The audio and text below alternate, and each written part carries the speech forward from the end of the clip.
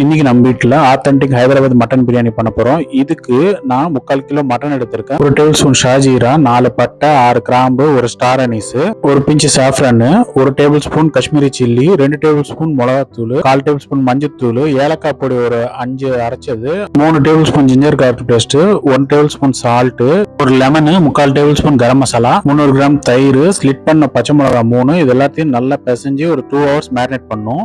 இப்போ ஒரு கடாயில எண்ணெய் ஊற்றிக்கணும். இதுல வந்து 3 சாப் பண்ண வெங்காயத்தை ஆட் பண்ணி நல்லா டீப் ஃப்ரை பண்ணிக்கணும்.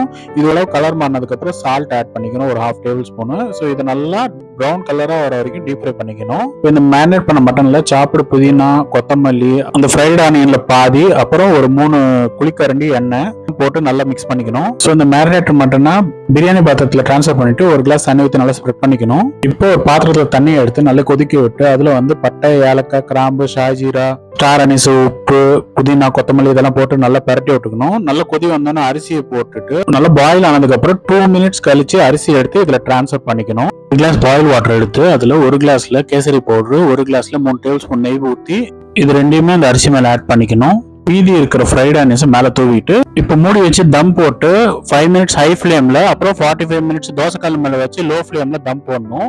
இப்போ ஆனியன் ஃப்ரை பண்ண ஆயில இன்னொரு 2 குழிக்கரண்டி மேல ஊத்தி இதை நல்லா மூடி வச்சுட்டு நம்ம எப்போ வேணுமோ அப்போ சூடா எடுத்து சர்வ் பண்ணிக்கலாம்.